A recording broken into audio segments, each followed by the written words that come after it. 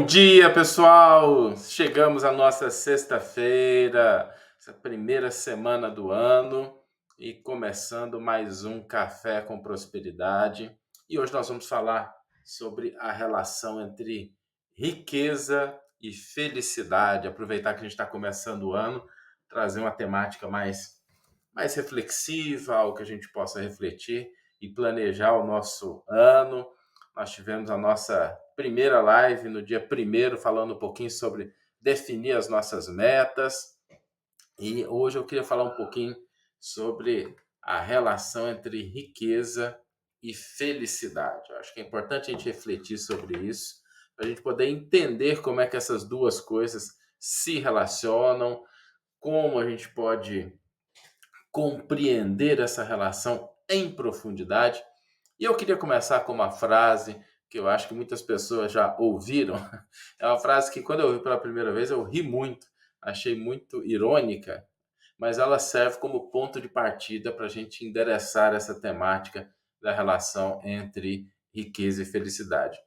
Um amigo meu falou assim: não, mas é muito melhor sofrer em Paris do que sofrer num lugar ruim. E eu achei a frase assim uma coisa fora do padrão e depois acabei ouvindo outras vezes. Não sei se vocês já ouviram essa frase também. Olha, é melhor sofrer em Paris. E eu acho interessante isso porque, afora a ironia da frase, ela serve como ponto de partida para a gente aprofundar um pouquinho essa compreensão entre os recursos financeiros e a felicidade. E a primeira coisa que eu gostaria de trazer para a Lúcia está dizendo que já ouviu falar assim, né? É uma frase irônica e ela reflete um pouco dessa dificuldade de entender a relação entre essas duas dimensões. E aí eu queria trazer uma coisa para a gente bater papo essa segunda reflexão do ano de 2025, que quando a gente pensa nisso, a frase ela denota um aspecto sutil, que não é a busca da felicidade, é evitar o sofrimento. E aí, quando a gente fala em evitar o sofrimento, evitar a dor, a riqueza, os recursos materiais, eles têm um papel, sim, que é um papel mais ou menos como de compensação. Compensação. E é interessante porque muitas pessoas acabam fazendo isso de maneira inconsciente. Inclusive, eu já orientei várias pessoas que têm essa dificuldade e acabam, em função de problemas diversos aqui, eu não quero entrar em detalhes, depois eu posso até fazer uma live mais demorada para a gente aprofundar mesmo esse tema com base em pesquisas, mas já vi várias pessoas que, em função de dificuldades, ou pessoais ou emocionais, acabam comprando de maneira compulsiva, acabam adquirindo bens que às vezes estão fora das suas possibilidades. E isso reflete esse aspecto dessa frase que eu estou começando a colocar aqui para a gente refletir, de utilizar o recurso material como um mecanismo de compensação. Compensação. Ou de tratar a parte superficial, a parte do efeito. Deixa eu usar uma metáfora aqui que talvez deixe mais claro. É como um analgésico. A gente está com uma dor, vai lá e toma um analgésico. O analgésico ele vai resolver o problema? Na grande maioria das vezes, ele não resolve o problema, mas ele faz com que a percepção do problema seja diminuída, a percepção da dor seja diminuída. Eventualmente, o próprio organismo pode se ajustar depois, mas a função do analgésico não é resolver o problema em si, é evitar aquela parte da percepção da dor.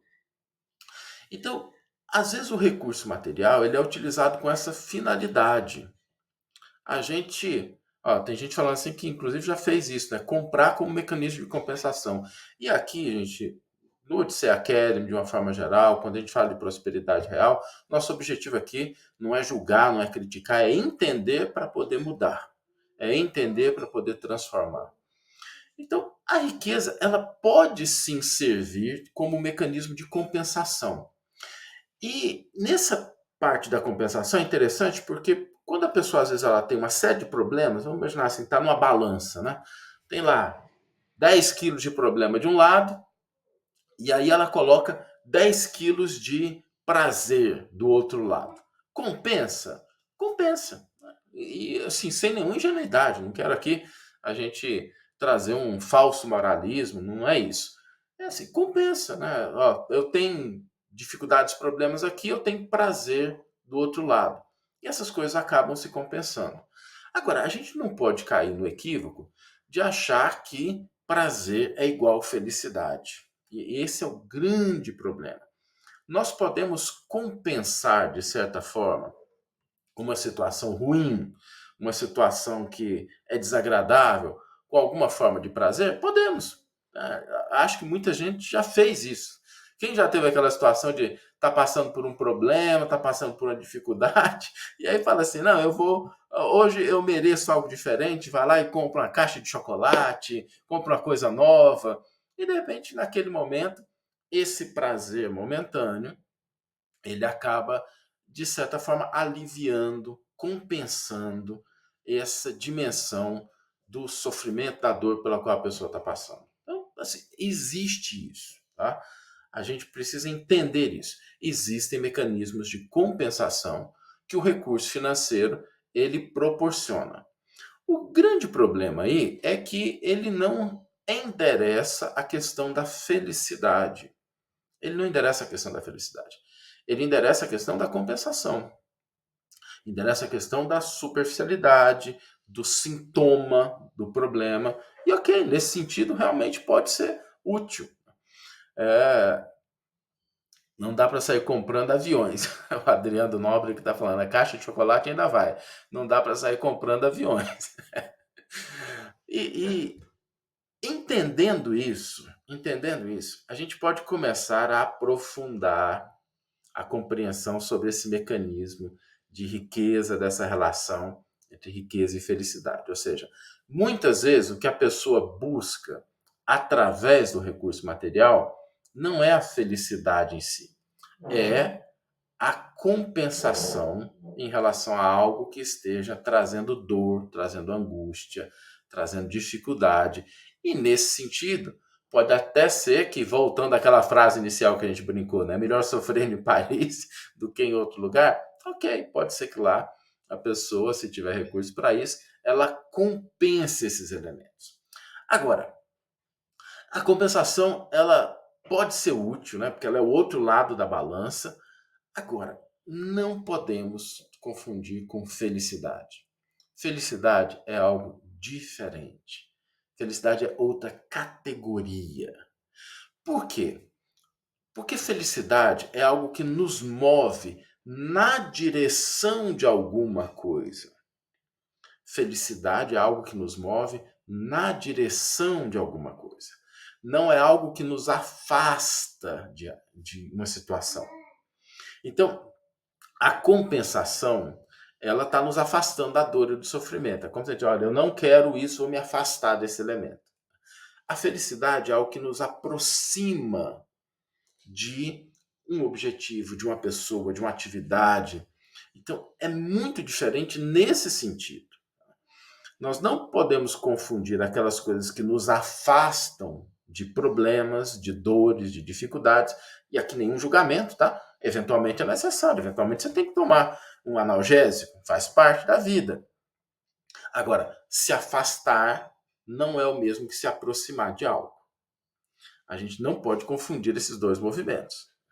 Se a gente se distanciar de uma angústia, de uma dor, de uma dificuldade, através desses mecanismos de compensação que o recurso financeiro pode trazer, isso não significa necessariamente que a gente está se aproximando da felicidade.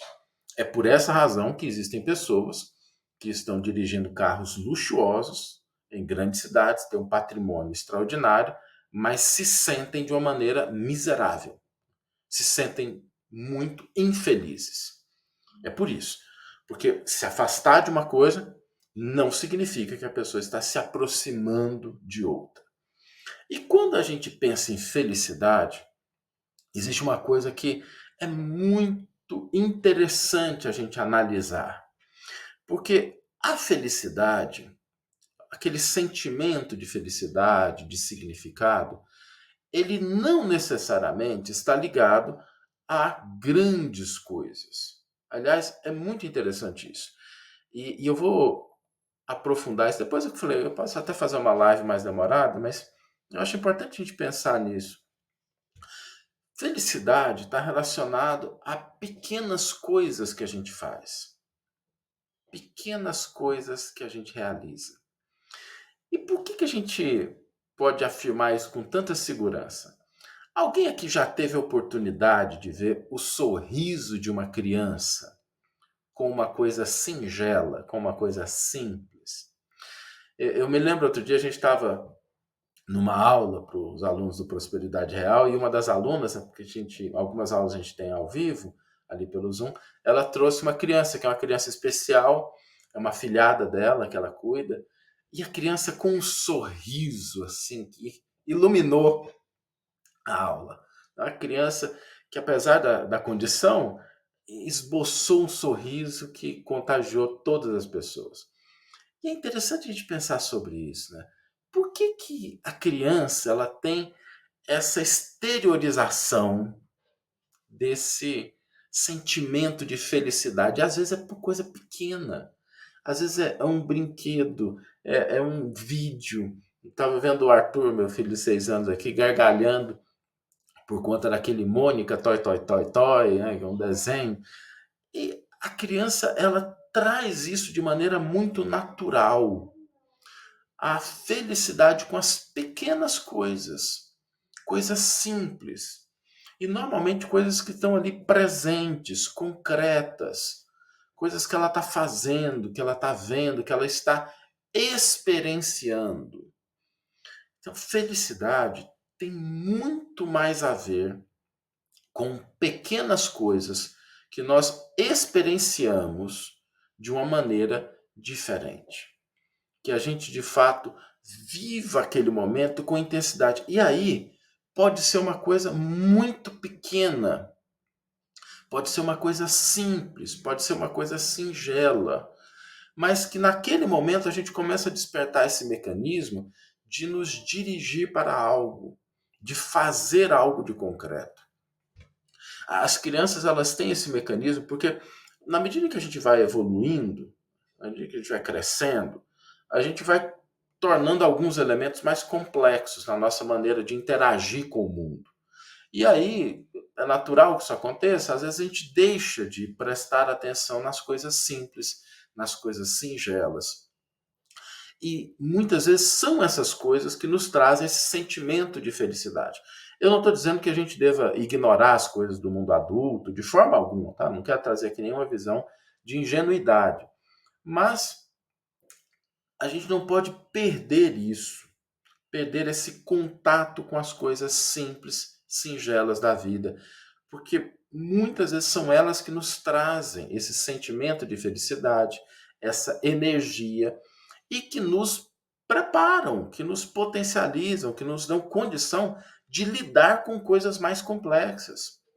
Porque se a gente não tiver essa energia, se a gente não tiver esse bom ânimo, se a gente não tiver entusiasmo, é difícil a gente endereçar as coisas mais complexas da vida de maneira efetiva.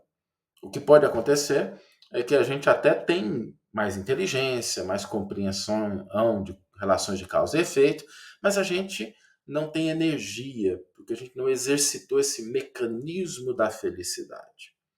A gente não colocou isso para funcionar de uma maneira mais constante e por isso a gente não coloca a usina da felicidade para produzir a energia que nós precisamos para enfrentar, às vezes, situações que são desafiadoras, que são complexas. E eu vi um documentário uma vez, um documentário do Bill Gates. Não quero entrar em detalhe no documentário, não, mas teve uma coisa ali que me chamou a atenção. Ele estava com um grande projeto de tratar, levar medicamento, tratamento de saúde para uma região muito pobre da África que estava sofrendo com difteria, que era uma doença que poderia ser completamente eliminada. E ele estava ali explicando, né, comentando com a esposa, com a filha, o que é que estavam fazendo e mostrou uma foto de uma menininha que vivia nessa região da África e que estava enfrentando esse problema. E a filha dele perguntou assim: Papai, e o que você vai fazer para ajudar essa menina? Ele falou: Olha, a gente está com um projeto aqui, medicamentos, pesquisa e tal. Aí a menina falou assim: Não, papai, eu quero saber o que você vai fazer para ajudar essa menininha que está aí. Ou seja, o que sensibilizou a filha dele foi a imagem daquela criança. Foi aquela criança concreta que estava ali, que despertou esse sentido. A preocupação dela era com aquela coisa concreta. Ah, aquela criança, resolver o problema daquela criança, era o objetivo do projeto? Não, o projeto tinha um objetivo muito maior. Mas a criança se preocupou com aquilo que é de concreto, com aquilo que é a pessoa que estava na frente dela. E nós precisamos resgatar isso para entender como nós podemos fazer esse mecanismo da felicidade funcionar de maneira mais efetiva para a gente. Como é que a gente confere mais sentido, significado para as nossas ações, para o que a gente realiza? E isso tem a ver com a preocupação, com a ênfase nas pequenas coisas, nas coisas singelas. Às vezes pode ser um hobby, pode ser ajudar uma outra pessoa, pode ser um cuidado pessoal. A gente pode, sabe, uma atividade de arrumar a casa, a gente cuidar da saúde, a gente conversar com alguém, mas são essas pequenas coisas que nos colocam na possibilidade de sentir mais felicidade. Se a gente souber olhar para essas pequenas coisas. E por que isso é fundamental? Por que a gente está trazendo isso quando a gente fala aqui de prosperidade, né?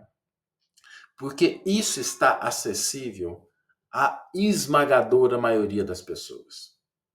Esmagadora maioria das pessoas. Assim, eu nunca encontrei alguém a quem esse mecanismo da felicidade não estivesse disponível e acessível. Todos nós, a maioria de nós, temos possibilidade de prestar atenção nas pequenas coisas. Ó, e onde está colocando aqui? Fazer um bolo gostoso para alguém. É isso. É aquela ação simples, normalmente envolvendo outra pessoa, que nos dá esse sentimento de felicidade. Então, quando a gente fala de prosperidade, da relação entre riqueza e felicidade, nós não podemos perder de vista esse entendimento mais profundo. Não é a quantidade de recurso financeiro que vai determinar se a pessoa é ou não feliz ou infeliz, mas é a maneira pela qual ela olha para essas pequenas atividades, para essas pequenas coisas, para as coisas mais singelas. Porque através dessa relação com as pequenas coisas é que a gente desperta, que a gente coloca esse mecanismo da felicidade para funcionar. E como isso está acessível à esmagadora maioria das pessoas, todos nós podemos começar hoje, nesse exato momento, a entrar nessa rota da prosperidade que envolve felicidade real, felicidade genuína. Não somente o mecanismo de compensação, que muitas vezes é o mecanismo que as pessoas utilizam para aliviar, para tratar o sintoma de um problema e não para buscar a felicidade real mesmo, a felicidade que seja significativa. Por isso, quando a gente pensa na relação entre felicidade e riqueza, vamos lembrar disso. Vou fazer um resuminho aqui para encerrar o nosso bate-papo. Né? O recurso financeiro ele pode ser utilizado para endereçar sintomas de problemas e para endereçar compensação. Ah, estou com um problema aqui, mas desse outro lado eu tenho prazer. Só que isso não é felicidade. Felicidade está relacionado à maneira com que nós executamos, com que nós fazemos pequenas coisas, coisas simples, coisas singelas. E por isso está acessível a muitas pessoas. Eu vou dizer muitos aqui para não cometer o equívoco de dizer que é para todo mundo, mas está acessível para a grande maioria das pessoas. E como nós estamos começando o ano, como a gente está endereçando esse início de um novo ciclo, eu acho que é bom a gente começar a pensar nessas pequenas coisas. Vale a pena a gente olhar para essas pequenas coisas que nós realizamos no dia a dia, que a gente faz, as nossas pequenas relações, o que a gente está construindo, às vezes, de coisas simples na nossa vida e que pode trazer esse sentimento de felicidade, porque isso vai nos dar energia, vai nos dar disposição para nos aproximar da vida que nós realmente queremos, merecemos e podemos ter. Então, existe essa relação, mas dentro desses mecanismos que eu comentei. A gente não pode pensar que é simplesmente uma quantidade muito grande de recurso financeiro que garante a felicidade. Não. Se esse recurso financeiro ele não for endereçado para pequenas coisas, experiências concretas, é difícil que a pessoa alcance esse sentimento de contentamento real. Pode até compensar, pode até aliviar alguns sintomas, mas não a felicidade legítima. E isso não depende de quantidades muito grandes de recursos. Ok? Pessoal, ontem eu abri uma caixinha de perguntas no Instagram para responder algumas dúvidas. Eu vou sempre estar tentando responder aqui no café, tá? Para a gente poder. Hoje a gente não vai conseguir responder todas, mas eu queria endereçar pelo menos algumas delas aqui, ou pelo menos uma delas, para a gente poder responder essas dúvidas, a gente poder interagir de uma maneira mais direta, com questões, dúvidas que vocês tenham. Então, sempre que eu abrir essa caixinha de perguntas, pode deixar lá suas dúvidas que nós vamos responder.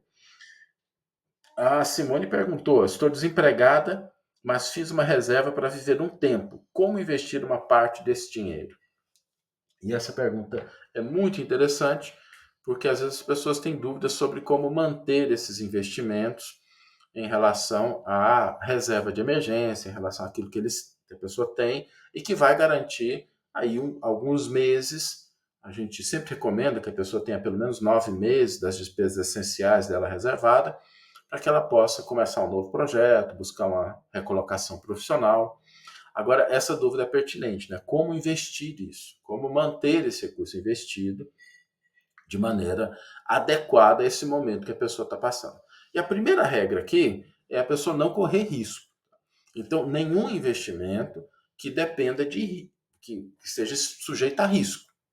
Então, se a gente pensa em criptomoedas, em bolsas de valores, que são investimentos, tá? Não tem nada de errado com eles, mas eles expõem a pessoa a um risco e esses investimentos devem ser evitados para essa parte do recurso, o recurso que a pessoa economizou para poder vencer aí um período até conseguir uma nova recolocação. Por quê, gente? Deixa eu explicar isso. Por quê? Porque se houver um problema, a pessoa não vai ter muito tempo para recuperar, porque aquele recurso ele vai ser consumido durante esse período em que ela está buscando uma nova colocação e ela não tem muito tempo para recuperar uma eventual perda. Então, deve evitar aplicações, investimentos que tenham risco alto, risco de perda principalmente. O outro ponto que a pessoa deve evitar é carência. E aí parece óbvio, mas é importante a gente analisar isso, porque eu já peguei situações de pessoas que fizeram investimentos que foram recomendados, mas investimento de uma carência, a pessoa precisou do recurso antes e não tinha condição de utilizá-lo porque estava com uma carência. Então, evitar também carência. Bom, dito isso, o que a gente tem que evitar? Evitar investimentos que tenham exposição a risco e evitar carência. O que a gente deve ter como opção? Aquilo que faz parte do que a gente chama de investimento de renda fixa. A renda fixa, e apesar do nome renda fixa, né, não significa que é exclusivamente uma renda fixa. Tem renda fixa que também é, entre aspas, variável, né, porque vai crescendo com o tempo, dependendo de inflação, dependendo da taxa de juros. Quais são esses investimentos? A gente fala assim, uma tríade, principalmente. A gente trabalhar com CDBs, LCI e LCA na atualidade são 3 bons tipos de investimento de renda fixa que a pessoa pode manter a sua aplicação. No caso da LCI e da LCA, pelo menos assim, houve uma mudança de uns 6 meses para cá, 8 meses para cá, em que muitas das LCs e LCAs estão vindo com uma carência, e essa carência muitas vezes ela é de 9 meses, 12 meses, 6 meses, dependendo da instituição financeira, e aí deixa de ser uma opção, tá? Eu mencionei aqui porque no passado realmente era uma opção, agora, com a questão da carência, para a pessoa que está aplicando a reserva de emergência, pode não ser. Então, buscar um CDB pode ser a melhor opção na atualidade. Ah, Saulo, como é que eu sei se é um CDB bom ou não? Tem um indicador que é o que é simples e ele atende a maioria das pessoas. É a pessoa buscar um CDB que tenha 100% do CDI ou 101%, nunca abaixo disso, tá? Mas 100% do CDI, que renda 100% do CDI, é algo que atende a maioria das pessoas. Então, resumo, se a pessoa vai investir a reserva de emergência dela, se ela vai ter uma aplicação para cuidar desse recurso que ela vai consumir durante um tempo, enquanto ela busca uma nova recolocação, começa um novo projeto, ela deve sim investir em uma aplicação que não tenha risco, que não tenha carência. E as opções que a gente tem, a tríade de opções que pode ser melhor é CDB, LCI e LCA, tomando cuidado com a LCI e LCA, porque pode ser que tenham carência. Então aí o CDB fica sendo uma boa opção. E a forma de você saber se aquilo é adequado, tá, não tá, mas é um CDB que renda pelo menos 100% do CDI. Aí a pessoa está tranquila, ela pode começar a fazer os planos dela, que ela está seguramente investindo naquilo que é mais adequado ao momento de vida dela. Pessoal, era isso. Eu gostaria de... Nós estamos começando o nosso 2025 juntos e eu fico muito feliz porque as pessoas estão respondendo de maneira muito positiva. Esse momento aqui é para vocês, é para a gente tirar nossas dúvidas. Como eu comentei, vou sempre deixar a caixinha de perguntas abertas para a gente poder, nos nossos cafés com prosperidade, falar de temas relacionados à nossa prosperidade real, legítima, duradoura e a gente responder questões específicas também do mundo das finanças, dos investimentos, porque fazem parte também. Não é a única coisa, mas faz parte dessa nossa estrada, dessa nossa rota de prosperidade. Quero desejar a todos uma excelente sexta-feira. Vamos aproveitar o restante do nosso dia, vamos nos preparar para o fim de semana e vamos nos lembrar das pequenas coisas, de valorizar as pequenas coisas, as coisas que a gente está fazendo, a gente está construindo, as nossas interações, porque são essas pequenas coisas que nos trazem esse sentimento de felicidade. Um abraço, pessoal, bom fim de semana e até segunda-feira.